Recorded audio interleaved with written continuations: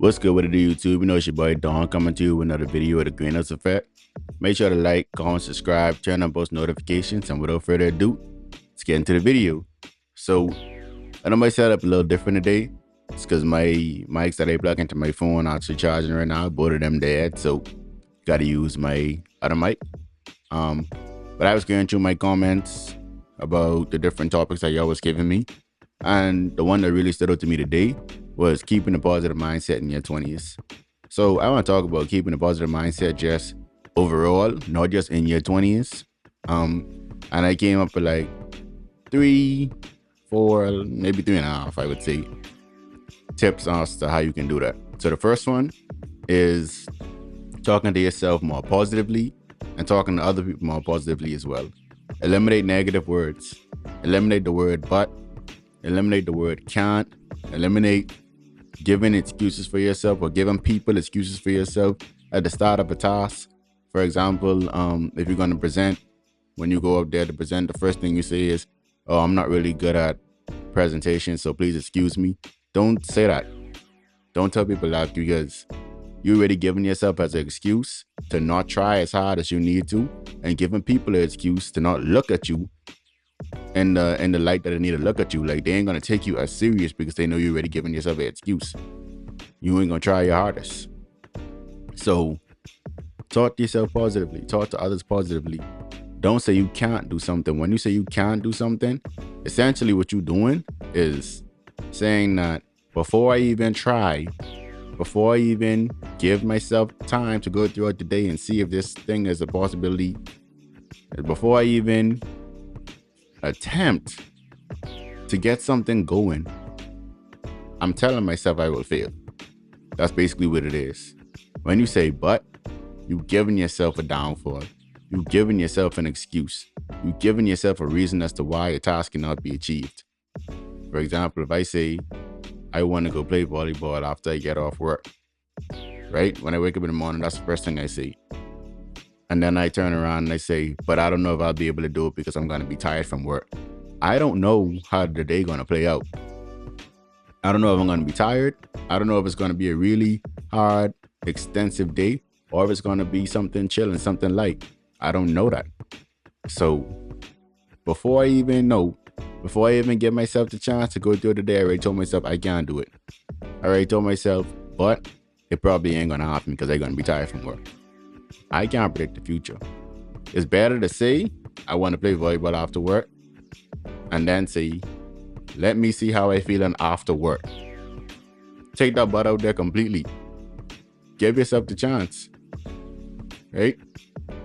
Give yourself the chance. The second thing is separating wants from needs. And I think that's a big thing. Well, additionally onto my first point,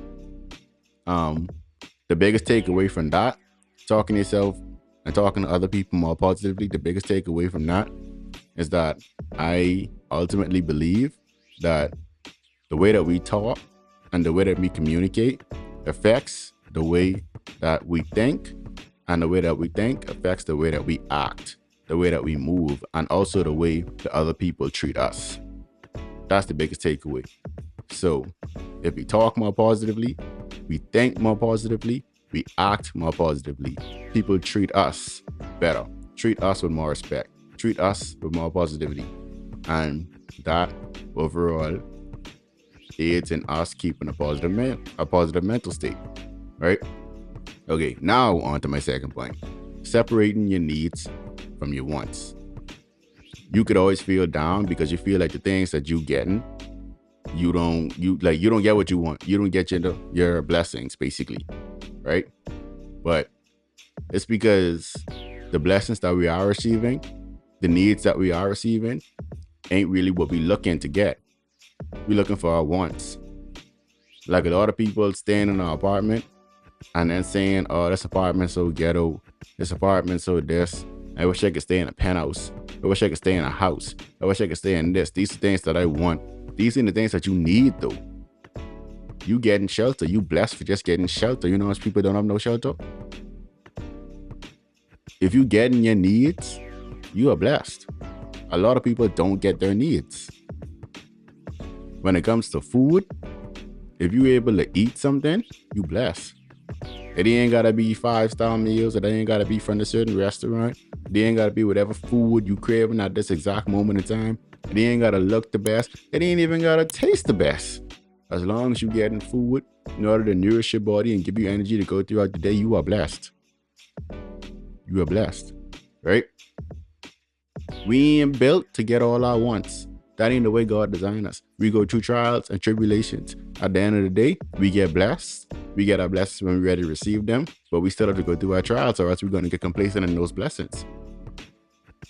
When we seek the blessings and only the blessings, when we seek the wants and only the wants, and we don't take time to appreciate us getting the things that we need, us getting our own blessings, we're going to be negative. We're going to be thinking that we don't achieve nothing. We're going to be thinking that, oh, why can't I never get this? Why can't I never get that? Why can't I never get this? That whole mindset, that's toxic.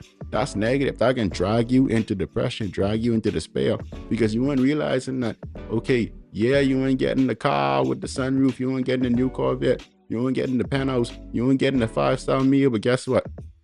You have a car, take you from point A to point B. You have an apartment, give you some shelter from the storm, shelter from the rain, shelter from the cold, right? You have all that. You have food to eat, right? Even if it's noodles, even if it's spaghetti, you have food to eat. You have something to nourish your body and continue on your day, right? So you getting all your basic needs. That's a blessing. Many people ain't. Many people can't even afford to get sleep. Real talk. So separate your wants from your needs. Ultimately, that can help you make better decisions in life too, because you ain't making a decision based off of what you want. That could hinder you. That could hinder you. You say you want to go exercise right now. What you need is just to go and exercise. That could take on many forms. Maybe going to your apartment gym if your apartment gym have one, or just going outside, going for a walk, or just staying in your room doing jumping jacks, doing push-ups, whatever the case may be, right? But you're telling yourself, oh, you can't exercise because you can't afford to go to the gym, because you want those specific gym equipment, but you don't need that. I was talking to my friend a couple of days ago, and she was telling me that, okay, she want to get back fit, go to the gym, but she doesn't have the money for it right now. And I say, but you have a room though. You could exercise in your room, right? She said she don't have no options. I say, you have a room, right? Even if you don't want to do that, you could go walk around your apartment complex in the parking lot, right? That's still cardio. That's walking around. You ain't have to go nowhere or go to no parking lot, and that right there, right? And then she mentioned our apartment complex of a gym. So I'm like, okay, options. Your apartment complex of a gym, go to the gym. But she says they don't have the equipment that she need. That's the key point right there. She said they don't have the equipment that she need. No, they don't have the equipment that she wanted. They have a treadmill. They have dumbbells. What else do you need? That's all you need. See what they saying?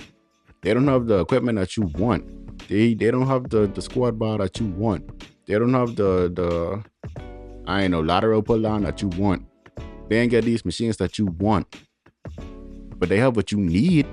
You need tools to exercise with. It ain't no difference.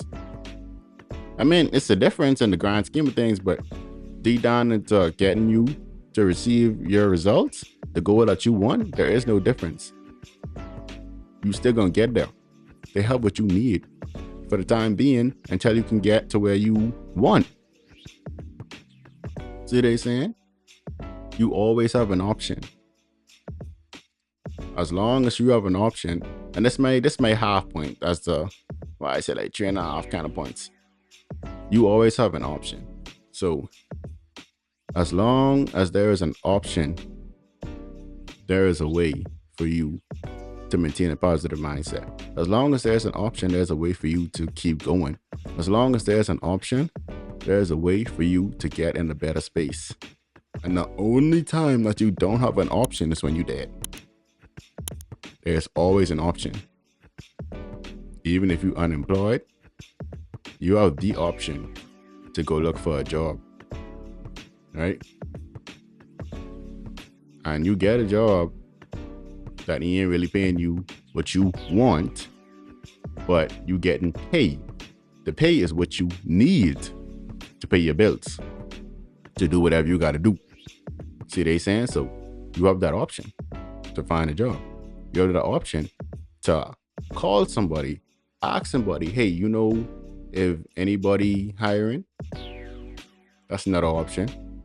You got an option to say, all right, let me go outside and see if I could, I don't know, probably cut somebody grass. Let me see what I have in my house, what I have around me in my immediate area that I could try to turn into some kind of income. That's another option that you have. Options are powerful things. Don't ever tell yourself you don't have an option. Telling yourself you don't have an option causes you to think that you ain't got no hope, but you always have an option. There's always an option. Remember that, right? And then my third point is that you should be able to be comfortable with who you are. Love yourself, accept yourself. The way that you are, the way that you think, the way that you look, all of that, right? If you can't accept who you are, how are other people supposed to do it? If you're looking at your own self with discontent, think of it as you looking in the mirror. If I looking into a mirror with discomfort and discontent, how you think the mirror gonna look at me back? It's a reflection of yourself, right?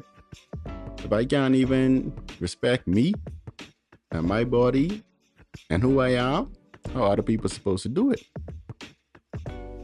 And then you feeling like nobody doing it, so it decreasing your mental state. Or you feeling like you don't look good. You feeling like there's something wrong with you, so it decreasing your mental space. You got to get away from all that. You got to love yourself. You got to accept yourself first and foremost. See what I'm saying? You are you. You will always be you. You put on a little bit of weight, so what? You still you. Your hair gets shorter, you had to cut your hair, so what? You still you. Instead of worrying about being insecure about how you look, worry about it being insecure about not wanting to change. Worry about that, you know? Don't. And listen, another thing people gotta understand is that everybody going through similar struggles, you know? Everybody going through similar struggles. Everybody going through struggles, period. Ain't nobody really better than the next. Even the rich people struggle to love themselves. Even the people that have all the money that they need, which is really a want, or whatever, right? Still ain't happy with their life. They still can't maintain a positive mental space. Why? Because they ain't loving themselves. Why? Because people around them trying to use them for their money. They ain't happy with where they are. Right? They ain't happy where they are. And you see how much people is be talking negatively about themselves, saying all these negative things about themselves, and you following them and you keeping up with them, and you, all right, let me say this, right? Let me say this. When you feel in a certain type of way, right, and you scrolling on your social media and you relating to these people because they feel in a certain type of way, you following these people pages because they feel in a certain type of way, and they making you feel seen or whatever, right? Because they feeling the way that you're feeling. How that gonna help you to get out the way that you're feeling if you're constantly surrounding yourself by feeling that way? I don't see how. You need to put yourself in spaces where you feel uncomfortable. If you're depressed, you need to put yourself in spaces around people who are happy. Put yourself in spaces where people have a different opinion than the one that you do, so that you can learn from that. Don't put yourself in a comfortable space where you relating to everything what's going on and you only getting sadder and sadder and sadder. Real talk. That ain't you showing signs of love to yourself. You should want to excel. So key points here is speak more positively, right? The way that you speak, control the way that you think, and the way that you think, control the way that you act, right? And the way that people treat you. All that stems from the way that you talk. All that stems from the way that you talk, the way that you communicate with yourself, the way that you give yourself off to yourself and to other people. All that stems from there, right? So speak more positively to yourself and to others. Learn to separate your wants and your needs and appreciate the things that you have. Appreciate your needs. Appreciate your blessings. See them as blessings, right? You ain't entitled to them. They things that you get. They given to you. They blessings. You are not entitled to your needs. You really aren't. Don't get too complacent and always having a place to stay, always having something to eat. You ain't entitled to that. That's a blessing that you can get that. Right? And love yourself. Be content with yourself. Be confident with yourself. Don't be trying to be around people that you ain't fit in with, just for the sake of feeling human interaction, just for the sake of being around people, just for the sake of not wanting to be alone. You ain't gotta do that. Be around people that could accept you for who you are, not around people where you feel alienated around, right?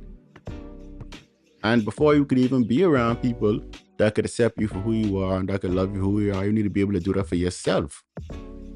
Nobody will respect you. Nobody will respect you if you can't respect yourself. Nobody will truly love you if you can't truly love yourself. And even if you find somebody that will, it ain't gonna end well. It ain't gonna last, because you can have all type of problems within yourself because you too insecure about who you are. You insecure in the type of person you are.